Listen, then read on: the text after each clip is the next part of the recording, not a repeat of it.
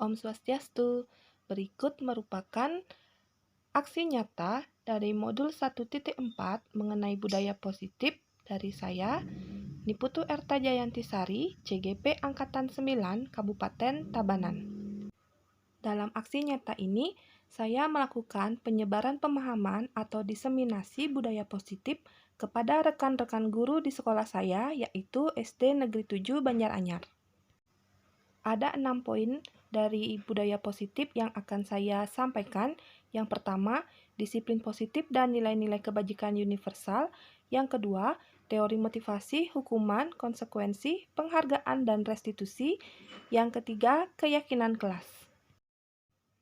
Konsep inti yang keempat yaitu kebutuhan dasar manusia dan dunia berkualitas. Yang kelima, posisi kontrol guru.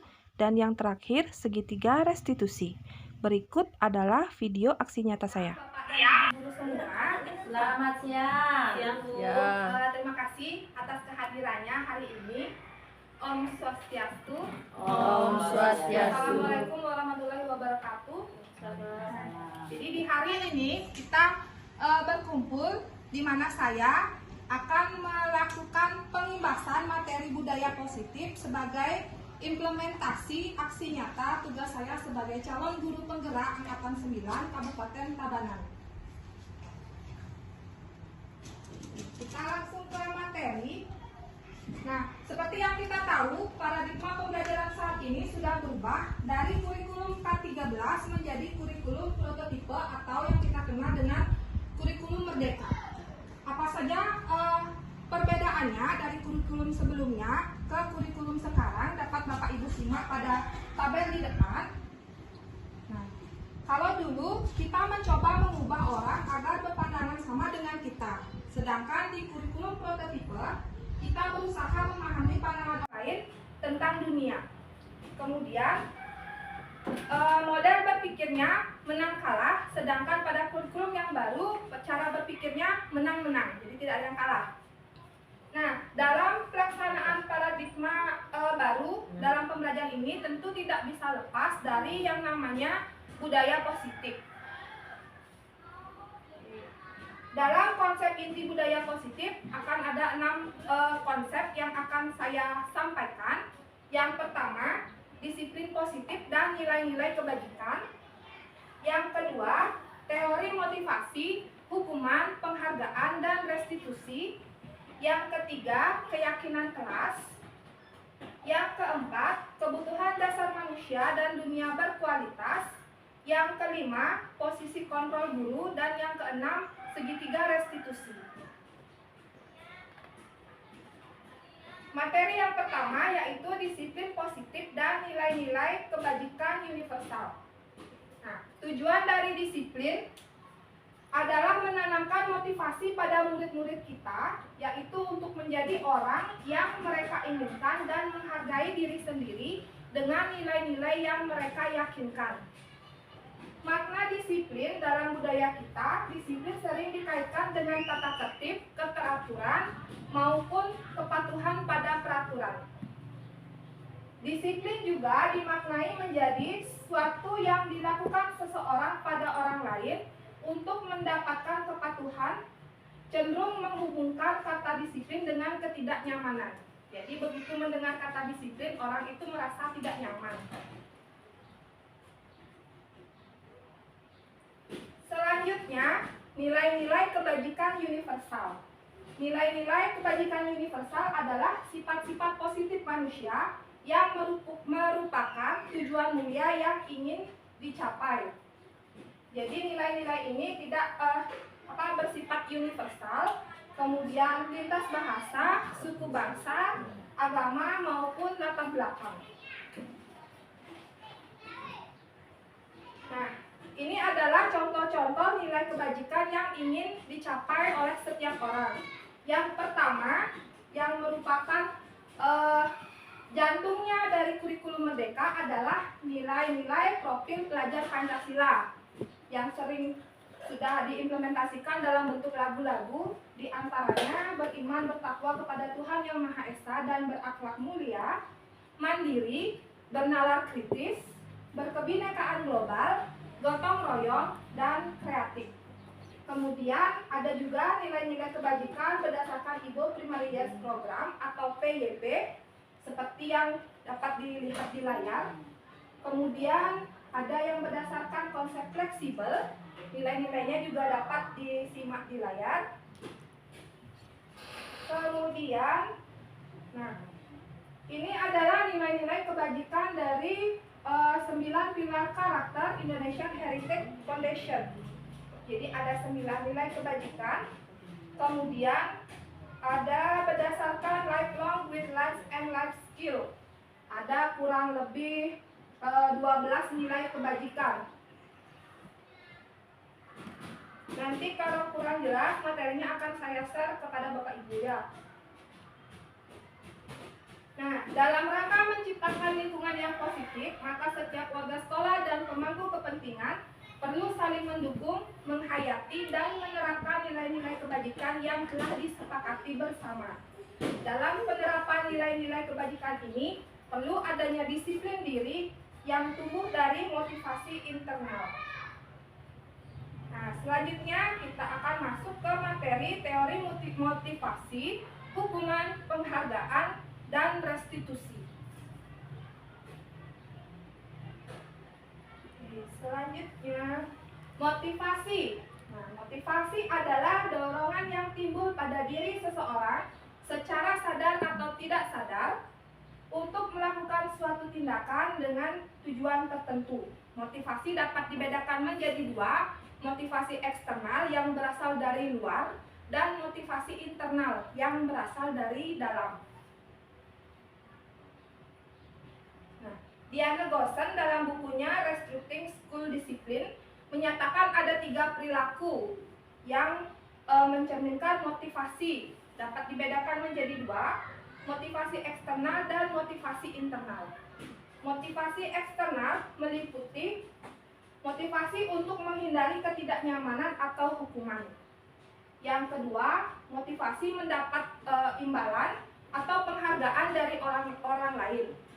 Kemudian yang menjadi motivasi internal adalah keinginan menjadi orang yang mereka inginkan dan hargai dengan nilai-nilai yang mereka percaya atau yakini. Jadi tidak ada pengaruh dari teman ataupun lingkungan sekitarnya.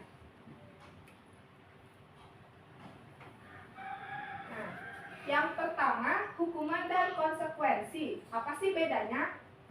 Saat terjadi pelanggaran terhadap keyakinan sekolah atau kelas, tentu terjadi tindakan penegakan terhadap keyakinan sekolah. Kemudian, tindakan itu biasanya berupa hukuman atau konsekuensi. Nah, kalau hukuman, dia sifatnya menyakitkan, tidak nyaman, spontan, terjadi saat anak melakukan kesalahan, spontan gurunya menegur. Kemudian, memaksa, membuat murid takut. Kemudian di sini konsep diri terhadap anak itu jadi buruk.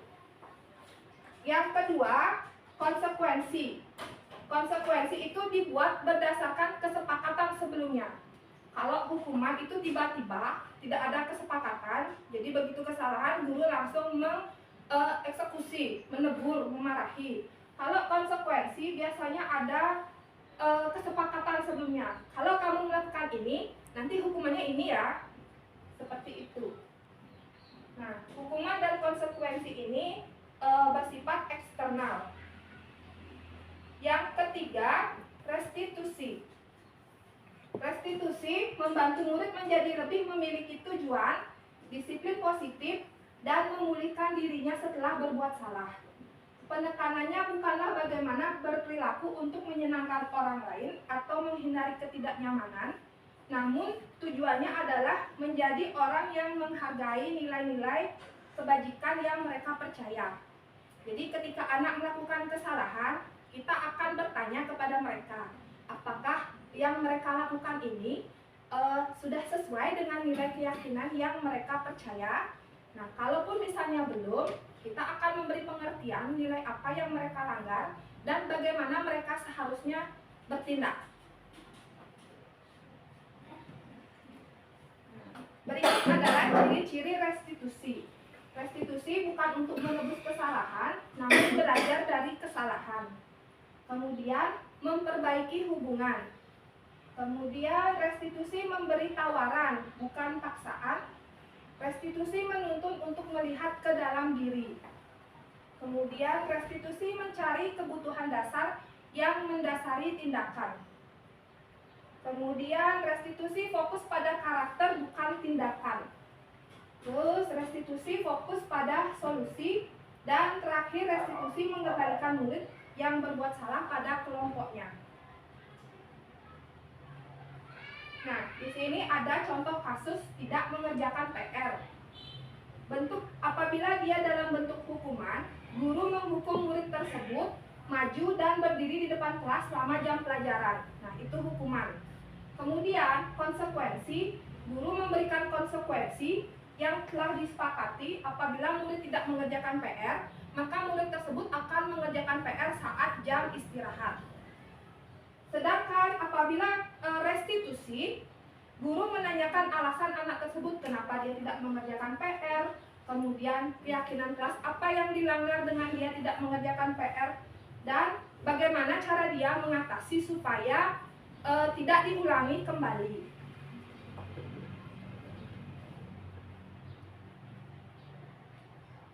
Nah, selanjutnya setelah hukuman, sekarang kita lanjut ke penghargaan. Nah, ada istilahnya dihukum oleh penghargaan menurut Al-Fiqh. Memberi penghargaan nilainya sama dengan menghukum seseorang. Nah, kok bisa memberi penghargaan dikatakan menghukum? Nah, ternyata penghargaan itu ada dampak negatifnya. Jadi dia tidak menjadi motivasi internal. Pengaruh jangka pendek dan jangka panjang dari kebiasaan memberi penghargaan. Nah, jika diberikan dalam waktu yang lama atau intensitasnya terus-menerus, maka anak akan kehilangan motivasi intrinsik. Jadi anak cenderung untuk melakukan sesuatu untuk mendapatkan penghargaan. Dia tidak akan termotivasi sendiri. Kemudian penghargaan itu tidak efektif. Nah, jika anak mengharapkan penghargaan dan tidak mendapatkannya, maka ia akan kecewa dan tidak akan berusaha maksimal. Selanjutnya, penghargaan merusak hubungan. Nah, ini biasanya sering terjadi jika anak diberikan penghargaan atau dipuji di depan banyak orang, maka kemungkinan orang lain atau teman yang lain akan merasa iri. Kemudian, penghargaan dapat mematikan kreativitas. Nah, penelitian menunjukkan bahwa pekerjaan menjadi kurang efektif bila dijanjikan hadiah atau penghargaan. Kemudian, penghargaan menghukum. Penghargaan menghukum mereka yang tidak mendapat penghargaan. Contohnya sistem ranking. Itu sebabnya kenapa di kurikulum Merdeka tidak ada menggunakan sistem ranking. Kemudian penghargaan mematikan motivasi intrinsik. Nah, saat anak bangga dan gembira terhadap pencapaiannya, maka sebenarnya ia sudah mendapatkan penghargaan alamiah. Apabila kita memberikan penghargaan lain, maka kita akan mengambil kegembiraan alamiahnya saat itu dan mematikan motivasi intrinsiknya untuk terus mengeksplor pencapaian baru. Yang selanjutnya, materi ketiga, keyakinan kelas. Nah, kenapa keyakinan kelas, bukan peraturan kelas? Sebagai ilustrasi, kita mungkin dalam kehidupan sehari-hari, kalau naik motor pasti pakai helm kan? Nah, kenapa? Kenapa Bapak Ibu kalau ke sekolah atau naik motor harus pakai helm? Agar tidak ditilang, agar aman. Jadi itu nilai keyakinannya di situ adalah keselamatan. Tanpa ada peraturan, kita harus pakai helm pun orang-orang akan pakai helm karena mereka tahu aspal itu sakit ya. Kemudian mengapa kita rajin cuci tangan ataupun menggunakan masker? Agar bersih, agar tidak terkena virus. Nah, nilai keyakinan di sana adalah kesehatan. Jadi saat kita tahu ada orang sakit di sekitar kita, tanpa kita sadari kita akan menggunakan masker. Walaupun tidak ada peraturannya, pakailah masker jika temanmu sakit, tidak ada. Jadi itulah disebut dengan keyakinan. Nilai-nilai kebajikan universal yang disepakati secara tersirat maupun tersurat, lepas dari latar belakang suku, negara, bahasa, maupun agama. Nah, seseorang akan lebih tergerak dan bersemangat untuk menjalankan keyakinannya daripada hanya sekedar mengikuti serangkaian peraturan tertulis tanpa makna. Jadi apabila sesuatu itu sudah berdasarkan keyakinan, anak-anak pun cenderung akan mematuhinya secara sadar ataupun tidak sadar dibandingkan dengan peraturan yang sudah kita buat. Nah, murid pun demikian, mereka perlu mendengarkan dan memahami arti sesungguhnya tentang peraturan-peraturan yang diberikan. Apa nilai-nilai kebajikan di balik nilai-nilai tersebut dan apa tujuan utamanya. Bagaimana pembentukan keyakinan kelas? Yang pertama, keyakinan kelas itu bersifat lebih abstrak dari peraturan kelas. Yang kedua, berupa pernyataan-pernyataan universal. Yang ketiga, dibuat dalam bentuk kalimat positif. Yang keempat, hendaknya tidak terlalu banyak agar mudah dipahami. Yang kelima, sesuai dengan kondisi sekolah atau kelas sehingga mudah dipahami. Yang keenam, semua warga sekolah ataupun kelas dilibatkan dalam pembentukan keyakinan kelas tersebut. Berikut prosedur pembentukan keyakinan kelas. Nah, nanti saya harapkan setelah ini Bapak dan Ibu bisa membentuk keyakinan kelas di kelasnya masing-masing. Karena di kurikulum Merdeka kita wajib membentuk keyakinan kelas ini ya. Yang pertama, mempersilahkan murid-murid di kelas untuk bercurah pendapat tentang peraturan yang perlu disepakati di kelas. Yang kedua, mencatat masukan-masukan dari murid di papan tulis atau kertas besar sehingga anggota kelas bisa melihat hasil curah pendapat. Yang ketiga, menyusun keyakinan kelas dan mengganti kalimat-kalimat dalam bentuk negatif menjadi kalimat positif. Yang keempat, mengkaji pernyataan-pernyataan yang dibuat bersama murid untuk menemukan nilai-nilai kebajikan atau keyakinan yang dituju dari peraturan atau pernyataan tersebut. Yang kelima, meninjau ulang keyakinan kelas secara bersama-sama. Yang ke-8, setelah keyakinan kelas selesai dibuat, warga kelas dipersilakan meninjau ulang.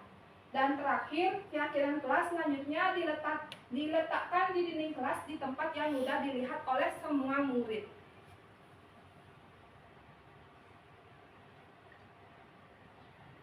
Dampak bagi siswa yang diharapkan setelah membuat keyakinan kelas adalah siswa memahami tujuan dan makna dari keyakinan kelas sehingga tergerak dari dalam dirinya untuk menjalankannya. Yang kedua, siswa saling mengingatkan jika ada yang melakukan tindakan yang tidak sesuai dengan keyakinan kelas. Yang ketiga, siswa menjadi nyaman dan bahagia belajar di kelas sesuai dengan keyakinan yang mereka sepakati sebelumnya.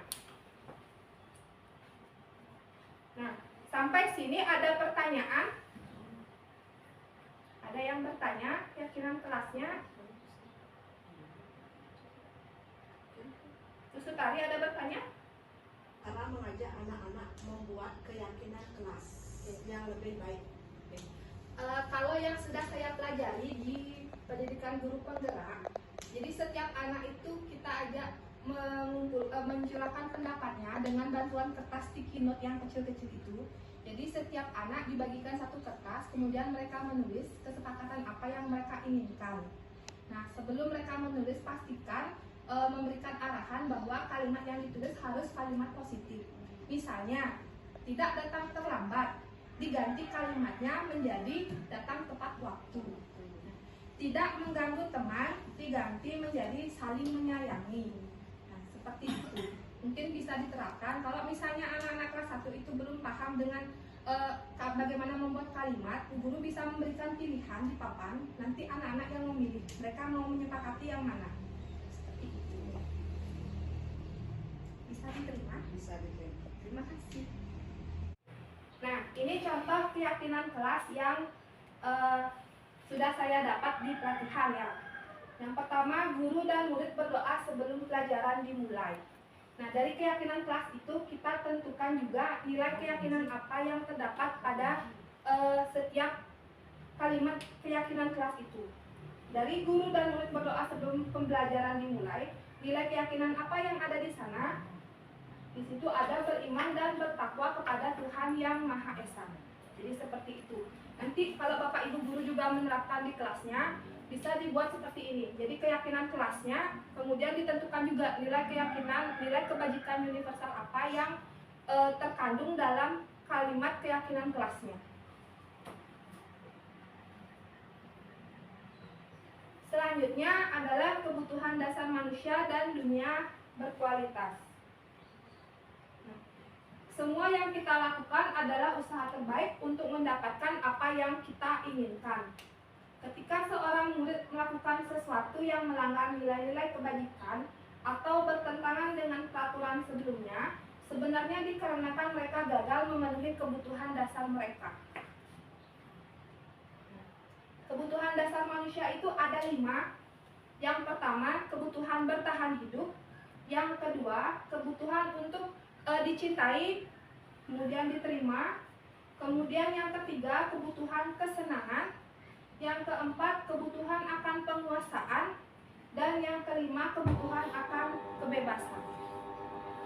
Oke, kita mulai dari yang pertama, kebutuhan bertahan hidup, yaitu kebutuhan yang bersifat fisiologis untuk bertahan hidup, misalnya kesehatan, makanan, dan tempat tinggal. Nah, kebutuhan biologis adalah bagian dari proses reproduksi, termasuk kebutuhan untuk tetap bertahan hidup. Yang kedua, kebutuhan kasih sayang dan diterima. Kebutuhan untuk disayangi dan diterima meliputi kebutuhan akan hubungan dan koneksi sosial. Kebutuhan ini adalah keinginan untuk tetap berhubungan dengan orang lain, keluarga, pasangan hidup, teman kerja, binatang peliharaan, maupun kelompok di mana kita bergabung. Nah, anak terkoneksi dalam hubungan sosial, kelompok, dan validasi dari orang yang disayangi. Jika ada anak misalnya di kelas yang berlaku di luar teman-teman lainnya, kemungkinan mereka membutuhkan ini, kebutuhan kasih sayang atau diterima. Yang ketiga, kebutuhan penguasaan. Kebutuhan ini berhubungan dengan kekuatan untuk mencapai sesuatu, menjadi kompeten, menjadi terampil, diakui atas prestasi. Nah, kebutuhan ini meliputi keinginan untuk berharga, terus bisa membuat perbedaan, kemudian bisa membuat pencapaian, dan diakui serta dihormati oleh orang lain. Biasanya anak-anak dengan kebutuhan penguasaan ini memiliki ambisi yang lebih besar dibanding teman-teman sepermainannya. Nah, selanjutnya kebutuhan akan kebebasan atau kebutuhan akan pilihan, yaitu kebutuhan akan kemandirian, otonomi, memiliki pilihan dan mampu mengendalikan arah hidup seseorang. Anak-anak dengan kebutuhan kebebasan yang tinggi menginginkan pilihan, mereka perlu banyak gerak, suka mencoba-coba, tidak terpengaruh orang lain, dan senang mencoba hal yang baru. Namun, kebutuhan akan kebebasan ini bisa dibagi menjadi 2, yaitu kebutuhan positif, di mana nantinya seperti gambar pertama, mereka dapat berprestasi, dapat menunjukkan kegiatan ke arah yang positif. Sedangkan kebebasan berkreativitas ke arah negatif dapat kita lihat seperti gambar 2, di mana murid-murid melakukan kelulusan dengan mencoret-coret baju seperti itu. Selanjutnya yang terakhir, kebutuhan akan kesenangan atau kebutuhan untuk merasa senang, yaitu kebutuhan untuk mencari kesenangan, bermain, dan tertawa. Ketika kesenangan berbuah pada penguasaan, mereka akan dapat mencapai suatu kompetensi tertentu. Pembelajaran yang menyenangkan akan memberikan pembelajaran yang bermakna. Nah, Nah, Glasser menyatakan bahwa kapasitas untuk berubah adalah ada pada diri kita sendiri. Jika kita dapat mengidentifikasi kebutuhan apa yang mendorong perilaku kita, maka perubahan positif dapat kita mulai dengan mencari solusi untuk memenuhi kebutuhan tertentu dengan cara yang positif. Nah, selanjutnya konsep inti yang kelima yaitu posisi kontrol guru. Posisi kontrol guru ada 5. Yang pertama, posisi kontrol penghukum. Yang kedua, pembuat rasa bersalah. Yang ketiga, posisi sebagai teman. Yang keempat, posisi sebagai pemantau. Dan yang kelima, posisi sebagai manajer. Nah, yang pertama, posisi penghukum. Seorang penghukum bisa menggunakan hukuman fisik maupun verbal. Pada posisi ini senantiasa mengatakan bahwa sekolah memerlukan sistem atau alat yang dapat lebih menekan murid-murid lebih dalam lagi. Contoh kalimatnya, jika guru menerapkan posisi penghukum akan selalu berkata seperti ini. Kamu selalu saja salah. Atau selalu pasti kamu dia yang terakhir. Nah, seperti itu.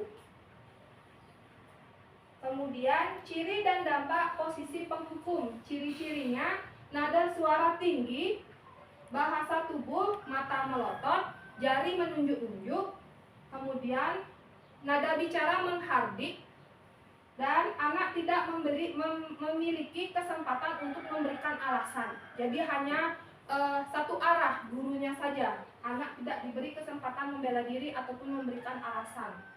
Nah, hasil apabila guru menerapkan posisi penghukum, murid akan marah, kecewa, dan bisa menimbulkan dendam atau membenci guru. Guru seperti ini senantiasa percaya hanya ada satu cara agar pembelajaran bisa berhasil, yaitu cara dia. Selanjutnya, posisi pembuat rasa bersalah. Pada posisi ini, guru biasanya bersuara lembut. Pembuat merasa bersalah akan menggunakan keheningan untuk membuat orang lain merasa tidak nyaman, bersalah, atau rendah hati. Kata-kata yang sering diucapkan oleh guru biasanya, ibu kecewa sekali dengan kamu, atau berapa kali bapak harus memberitahu kamu, atau gimana coba kalau orang tua kamu tahu kamu berbuat begini. Ciri dan dampak posisi pembuat rasa bersalah. Ciri-cirinya nada suara memelas, halus, kadang dibuat sedih. Kemudian bahasa tubuhnya merapat pada anak dan tampak lesu. Jadi kayak lemes gimana sih nak, kalau ibu mau tahu, sedih nggak sih? Nah, jadi dia membuat anak itu merasa bersalah. Kemudian hasilnya murid akan merasa bersalah karena telah mengecewakan bapak ibu gurunya. Murid akan merasa menjadi orang yang gagal dan tidak sanggup membahagiakan orang lain. Kemudian kadangkala sikap seperti ini lebih berbahaya dari sikap penghukum karena emosi anak tertanam dalam dirinya, jadi tidak tersampaikan keluar. Yang ketiga, posisi kontrol guru sebagai teman. Pada posisi ini, guru tidak akan menyakiti murid, namun akan tetap berupaya mengontrol murid melalui persuasi atau ajakan. Guru di posisi teman menggunakan hubungan baik dan humor untuk mempengaruhi seseorang. Nah, kira-kira mereka akan berkata seperti ini. Ayo, bantulah bapak. Atau, ayo, ingat tidak bantuan bapak selama ini. Atau, ya sudah, kali ini tidak apa-apa. Nanti biar bapak bantu kamu. Seperti itu. Ciri dan dampak posisi kontrol guru sebagai teman. Ciri-cirinya dari nada suaranya ramah, akrab, dan bercanda. Kemudian bahasa tubuhnya merapat pada murid. Kemudian mata dan tersenyum jenaka. Jadi tidak tampak sedang marah ataupun sedang menegur. Hasil dari posisi guru sebagai teman, murid akan merasa senang dan akrab dengan guru. Kemudian ada juga dampak negatifnya adalah murid akan menjadi tergantung pada guru tersebut. Hal lain yang mungkin timbul adalah murid hanya akan bertindak untuk guru tertentu dan tidak untuk guru lainnya. Yang keempat, posisi kontrol guru sebagai pemantau. Memantau berarti mengawasi. Pada saat kita mengawasi, kita bertanggung jawab atas perilaku orang-orang yang kita awasi. Posisi pemantau bertindak berdasarkan peraturan-peraturan dan konsekuensi. Nah, pertanyaan yang biasanya diajukan oleh guru yang bertindak sebagai pemantau, peraturannya apa? Bisa kamu sebutkan? Atau apa yang telah kamu lakukan? Atau sanksi atau konsekuensinya apa? Ciri-ciri dan dampak posisi kontrol guru sebagai pemantau. Ciri-cirinya, nada suara datar dan bahasa tubuh yang formal. Biasanya ini tipe-tipe guru yang kaku. Kemudian hasil dari posisi kontrol guru sebagai pemantau. Murid akan memahami konsekuensi yang harus dijalankan karena telah melanggar salah satu peraturan sekolah. Yang kedua, seorang pemantau sangat mengandalkan perhitungan, catatan, data yang dapat digunakan sebagai bukti atas perilaku seseorang. Nah, yang terakhir adalah posisi kontrol manager. Ini adalah posisi di mana guru berbuat sesuatu bersama dengan murid. Mempersilahkan murid mempertanggungjawabkan perilakunya, mendukung murid agar dapat menemukan solusi atas permasalahannya sendiri. Seorang manajer telah memiliki keterampilan di posisi teman dan pemantau, dan dengan demikian juga bisa sewaktu-waktu tertentu bisa menjadi posisi teman ataupun posisi memantau. Jadi dia sudah menguasai 3 posisi kontrol. Ciri dan dampak posisi kontrol guru sebagai manajer. Ciri-cirinya, nada suaranya halus, bahasa tubuh tidak kaku, dan cenderung mendekat pada murid. Hasilnya, murid akan jadi lebih mandiri, percaya diri, dan dapat memecahkan masalahnya sendiri.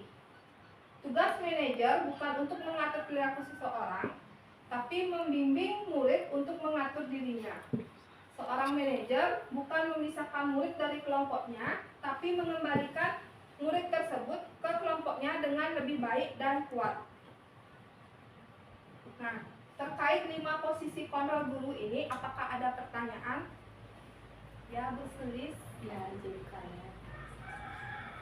Dari 5 posisi kontrol guru tersebut, yang manakah yang paling harus dimiliki? Kalau dalam implementasinya, sebaiknya 5 posisi kontrol itu harus dikuasai oleh seorang guru. Tapi akan lebih baik apabila guru dapat menerapkan posisi sebagai manajer. Ya, karena sebagai manajer guru itu akan lebih bijak dan mampu untuk menggali motivasi dari murid tersebut. Jadi tidak sekedar menjudge, tapi lebih menanyakan kepada alasan, kemudian membuat anak itu menemukan solusinya sendiri. Bisa diterima? Ya. Terima kasih. Nah, yang terakhir, segitiga restitusi. Ini adalah materi yang paling saya sukai dari semuanya. Segitiga restitusi adalah sebuah cara untuk menanamkan disiplin positif pada murid.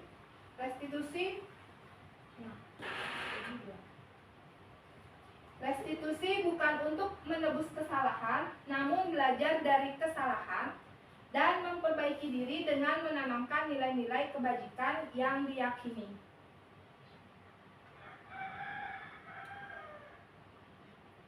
Tahapan segitiga restitusi ada 3. Yang pertama, menstabilkan identitas.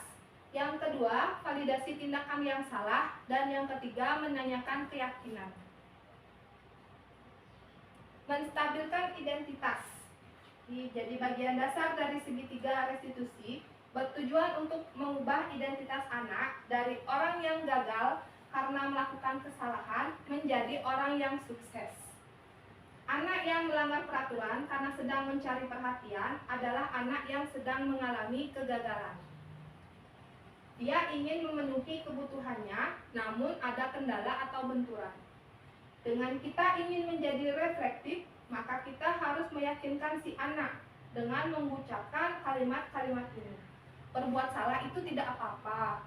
Kemudian tidak ada manusia yang sempurna. Kita bisa menyelesaikan ini. Kamu berhak merasa seperti itu.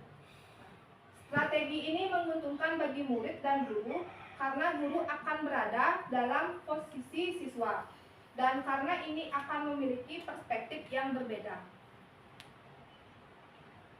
Yang kedua, validasi tindakan yang salah. Menurut teori kontrol, semua tindakan manusia, baik atau buruk, pasti memiliki maksud ataupun tujuan. Seorang guru yang memahami teori kontrol pasti akan mengubah pandangannya dari teori stimulus respon ke cara berpikir proaktif. Nah, contoh kalimat dari validasi tindakan yang salah, misalnya, padahal kamu bisa melakukan yang lebih buruk, misalnya memukul, tapi bu guru senang kamu tidak melakukan itu. Kemudian, kamu pasti punya alasan kenapa kamu melakukan hal yang seperti itu. Nah, kemudian contoh lain kalimatnya, kamu patut bangga pada dirimu sendiri karena kamu telah melindungi sesuatu yang penting bagi dirimu. Selanjutnya, tahapan yang ketiga yaitu menanyakan keyakinan. Teori kontrol menyatakan bahwa kita pada dasarnya termotivasi secara internal. Ketika identitas sukses telah tercapai, kemudian dan tingkah laku yang salah telah divalidasi, maka anak siap untuk dihubungkan dengan nilai-nilai yang dia percaya dan berpindah menjadi orang yang diinginkan. Pertanyaan-pertanyaan di bawah ini merupakan contoh menghubungkan keyakinan anak dengan keyakinan kelas atau keluarga ataupun sekolah. Nah, setelah anak ditanya kenapa kamu melakukan ini, kemudian kamu pasti punya alasan. Nah, sekarang kita akan bertanya apa yang kita percaya dari keyakinan kelas maupun keluarga. Apa nilai-nilai umum yang telah kita sepakati? Apakah dari kesalahanmu itu nilai-nilai keyakinan yang dilanggar? Kemudian bagaimana kamu akan memperbaikinya? Nah, seperti itu. Aska, tadi Bu dengar Aska marah-marah dan berkata kasar. Kemudian, Iya Bu, nanti saya kesal. kenapa Aska kesal? Teman-teman saya saling mencontek dan saya bukan hanya caranya, tapi mau menyalip semua. Ya wajar lah ya kalau Aska kesal. Kalau Bu pun ada di posisi Aska, pasti Bu juga marah. Iya Bu, Lalu apa yang kamu katakan tadi pada teman-teman? saya marah-marah Bu dan sampai ngomong kasar. Nah, sampai kamu ngomong kasar, apa penyebabnya? Iya Bu, sering soalnya mereka begitu, masa saya diam aja. Ya, Bu Guru juga paham ya. Nah, pasti Aska merasa tidak rela. Aska sudah capek-capek menjawab, tapi tentunya Aska capek saja. Nah, Ibu sangat menghargai tindakan Aska yang tidak sampai menuntut teman. Iya Bu, Sekarang coba kita pikirkan, tindakan kamu marah pada teman-teman itu, apakah sudah sesuai dengan keyakinan kelas kita? tidak Bu, Menurut kamu, keyakinan kelas apa yang sudah dilanggar? saling menghormati antar teman Bu. Nah, ya betul sekali. Menurut kamu, menghormati antar teman itu penting tidak? Penting Bu, Kalau menurut Aska penting, jadi keyakinan apa yang akan kamu lakukan pada saat kamu marah? saya harus lebih sadar Bu dan mengontrol diri saya agar tidak menggunakan kata kasar Bu. Kamu bersedia memperbaiki masalah ini? Bersedia Bu, Apa yang akan kamu lakukan untuk memperbaiki masalah ini? saya akan meminta maaf pada teman-teman karena sudah berkata kasar dan akan lebih sabar lagi. Tepat sekali tindakan Aska itu. Nah, sekarang Aska boleh bermain dengan teman-teman lagi. Semangat ya. Terima kasih Bu. Iya, sama-sama. Terakhir, penting untuk kita menanyakan ke anak, kehidupan seperti apa yang nantinya mereka inginkan. Apakah kamu ingin menjadi orang yang sukses, bertanggung jawab, dan dapat dipercaya? Apakah kebanyakan anak akan menjawab iya, tetapi mereka tidak tahu bagaimana caranya. Nah, setelah anak sudah dapat gambaran yang jelas tentang orang seperti apa yang mereka inginkan, guru dapat tetap fokus pada gambaran anak tersebut.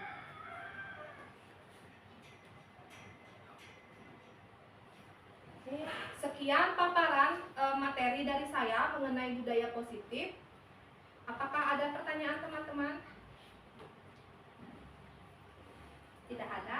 Baiklah, terima kasih sudah menyimak paparan materi dari saya. Semoga materi yang saya sampaikan bermanfaat dan dapat diimplementasikan nanti di sekolah. Selamat siang, salam guru penggerak. Tergerak, bergerak, menggerakkan.